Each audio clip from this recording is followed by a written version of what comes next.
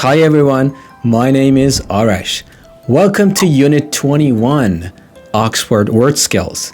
This unit is about adverbs, adverbs of degree and frequency. I'm going to be speaking English only because you need to listen to more English if you want to be able to think in English. Let's get started. Alright, so as I said, Unit 21 is about adverbs. And part A, the first page of this book, is some other ways of saying very. So everybody knows very. Everybody knows very good, very bad. But we want to find and understand some other ways of saying very. Because if you always want to say very, very, very, it's going to be very boring. So let me read. All the adverbs underlined below mean very. So like all the words on this page mean very. They are used with particular adjectives or verbs. Okay, so what does it mean? Like it says that all of them here mean very, but you cannot use them with every verb. You need to learn, you need to memorize. Like for example, if I want to use seriously, okay, seriously, what can I say? Can I say seriously good? No. Can I say seriously injured? Yes. So you need to learn how to use them. Let's take a look at the first one.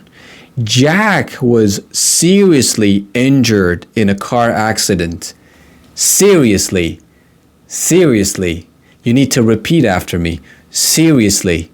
Seriously injured. So, what does seriously mean here? It means, it means very. So, very injured. Now you know that the adverb seriously can be used with injured. We can use seriously and injured together. You need to memorize that. Alright, but what does injured mean? If you are injured, your body is hurt, often from an accident. So if someone has a car accident, for example, they may get injured. Or if you're playing basketball or soccer and then your body is hurt, you get injured. Seriously injured means very injured. Alright, let's take a look at the next one. It's highly unlikely the boys will get there on time. They are nearly always late. So what is the meaning of unlikely? Unlikely means if something is unlikely, it probably will not happen. So if something is unlikely, it probably will not happen. It's the opposite of likely. If something is likely, it is probable. It may happen. But if something is unlikely, it may not happen. Now, what is the meaning of highly unlikely? Yes, you're right. Highly here means very. So now you know you can use highly and unlikely together, or highly unlikely. So we can say highly unlikely. It's highly unlikely the boys will get there on time. It means the chances are very low chances. All right, next sentence. The children were terribly sorry they couldn't come to the party. Okay, everybody knows sorry, but what is terribly sorry? Terribly. Do you want to repeat after me? Terribly. Terribly. Terribly here means? Yes, very. So I can say terribly sorry. Good. Now I know I can use terribly with sorry. So the boys couldn't come to the party, and because of that, they were terribly sorry. Very sorry. The other adjective that the book is saying you can use with terribly is sad. Terribly sad. You know that sad is the opposite of happy. If you're not happy, you may be sad, right? So here you could say terribly sad instead of very sad. All right, next one. It's vitally important to revise vocabulary you learn, otherwise you forget it. So everyone knows important. Something is important, right? Now, what is vitally important? And remember, we can pronounce it like D sound, right? Vitally important, vitally important. Flap D, right? Vitally here means very, right? Very. So instead of saying very important, I can say vitally important. It's vitally important to revise. Okay, here revise means review and a study. Review and a study are American English words, and revise is more of a British word. So it's very important. It's vitally important to review vocabulary you learn. Otherwise. So what is otherwise? Otherwise means if you do not do it. If you do not do it, there will be a bad consequence, negative result, negative consequence. Here is you forget it. So what is the negative result? What is the negative consequence? That's forgetting it. Next sentence. I love Lucy, but she's completely mad. What's a synonym for mad? A synonym for mad is crazy. All right? It's not always a bad word. It's not always used in a negative sense. Like, especially in informal situations, it could be used in, to mean that someone is silly or something like that in a funny way, right? So here it says, I love Lucy, but she's completely mad. So completely here means, right, very, completely mad. Very mad, completely mad. So now you know you can use mad and completely together, and it's all right. Next sentence. This author's first book was totally different to this one. Author means writer. Writer and author, they are synonyms. Totally different. Everybody knows different, right? Different, not the same. Now, totally different means very different, right? We don't want to say very. We want to use a different vocabulary, so we say totally. Totally, okay? Totally, but I can pronounce it like flap D. I can say totally different. Totally different. And please pay attention to the preposition which is used here. That's a to, right? Different to this one. This author's first book was totally different to this one. Next sentence. I strongly believe that political party is wrong about immigration. You know immigration. When someone moves from one country to another country, immigration, right? That is immigration. You also know believe, right? Believe is a verb. I believe, it means it is my opinion. It is my opinion. Now, what is strongly believe? I strongly believe. It means I believe it very much. Also meaning very. Strongly, very. I strongly believe. I believe it very much. It actually shows your serious opinion about something. So I strongly believe it. I strongly feel it also means that. I strongly believe that, or I strongly feel that. It is my serious opinion. I believe it very much. Next sentence. I absolutely love Chinese food. Chinese food, Chinese, China is the country, and anything coming from China is Chinese. Even the language is Chinese. I absolutely means, again, it means very, right? Very. Absolutely love it. It means I love it very much. I absolutely love Chinese food.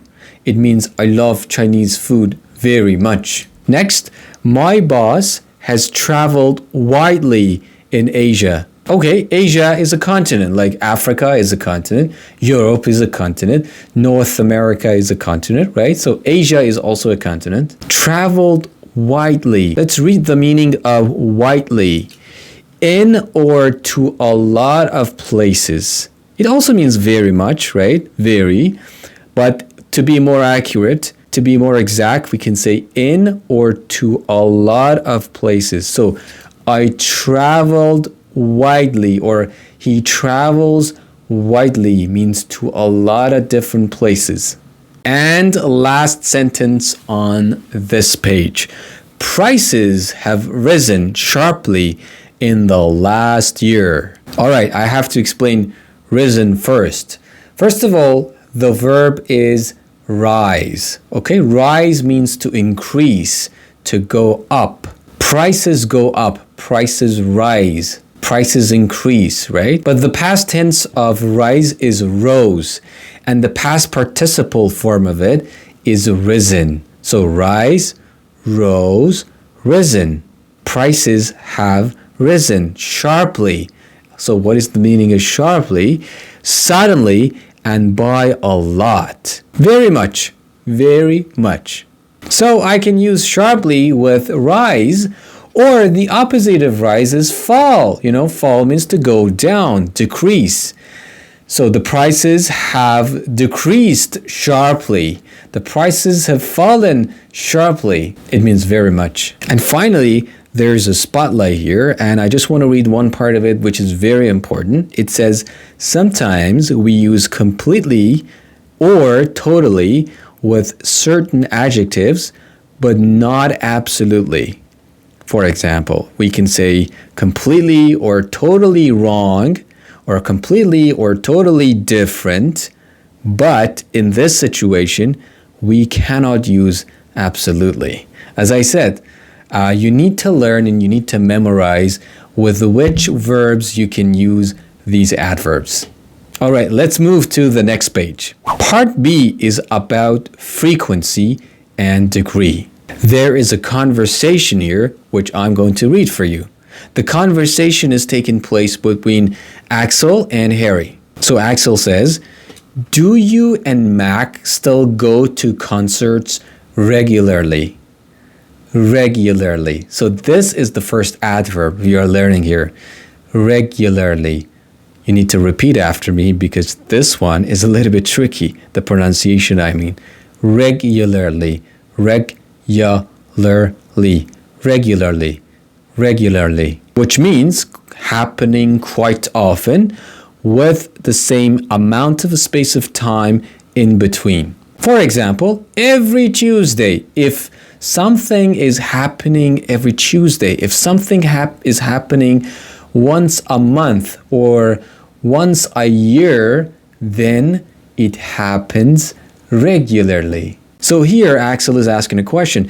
Do you and Mac, someone else, still go to concerts regularly? Quite often and probably on some particular days? And Harry says, no, we rarely see each other these days. The last time was roughly a year ago. So the first adverb here is rarely. Rarely. Wow, that's kind of tricky. Rarely. Rarely. A synonym for rarely here in the book is seldom. Seldom. Seldom. Which also means rarely. And they both mean not often.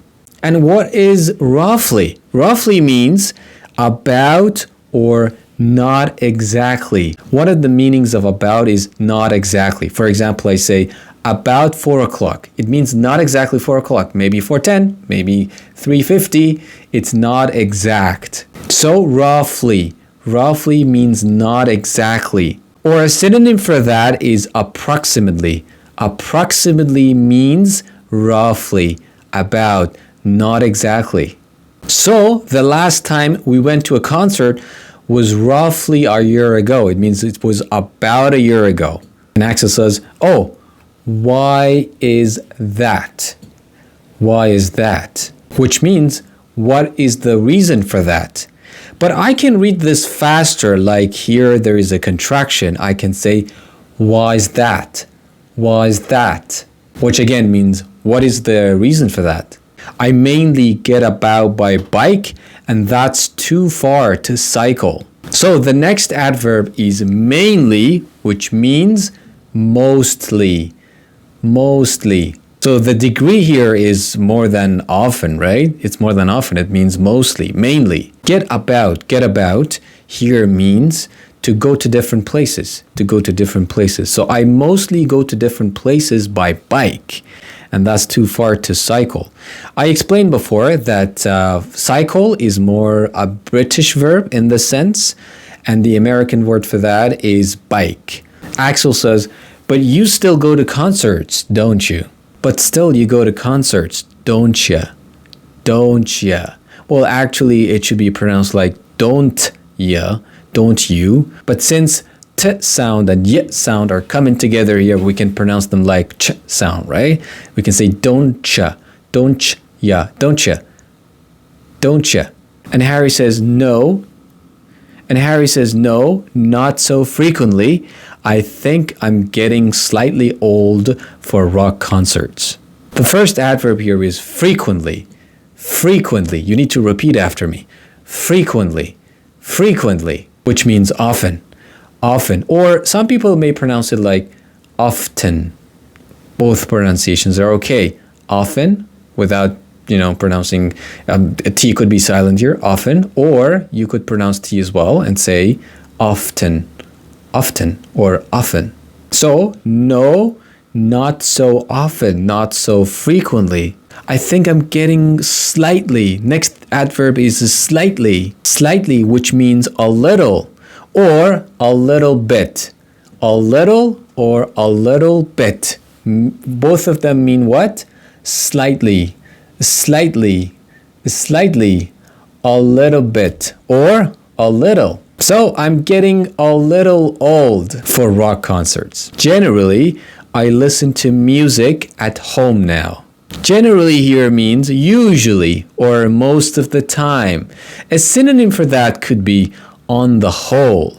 So generally, or you could say on the whole. On the whole. On the whole. Or generally, generally, generally, which means usually, usually, or most of the time, most of the time. Axel says, don't you miss the excitement of live concerts? Excitement of live concerts, like you go to the actual concert and you can see the singer there, right? That's live. The opposite of live could be like you listen to them online, for example. And finally, Harry says, no, not really. I find the noise and hysteria rather annoying, actually. Remember, keep in mind that not really is a very polite way of saying no to someone, okay? So Axel is asking, don't you miss the excitement? And Harry is like, not really. So that's a polite way of saying no. I find the noise and hysteria. What is hysteria? I'm going to read the definition which I found on Lyman Dictionary. Hysteria, hysteria, hysteria. It means extreme excitement that makes people cry, laugh, shout, etc. in a way that is out of control. That is hysteria. Hysteria. And rather is like fairly, quite, or pretty here. All of them mean not very or to a certain degree. So one more time, rather, pretty, quite, fairly are similar. Pretty is more informal actually. Examples, it's quite warm today. It's warm to some extent, or it's not very warm actually. He's fairly or rather lazy. It means he is lazy to some extent. The film was pretty good. It means to some extent it was a good film. And there's another point here. If you use rather with a positive adjective, you are often surprised and pleased. I think you remember that pleased means happy. Let's read the example. It's a very cheap restaurant, but the food is rather good. So good is a positive adjective, and when I say rather good, it means I'm surprised and I'm pleased, happy. All right, everybody, that was it. That was Unit 21, and we did it. I taught it in English, and I hope you enjoyed it. Please, if you liked the video, don't forget to like it. If you haven't subscribed yet, hit the subscribe button, and in the comments, let me know if you would like me to teach the next lessons in English too. See you soon.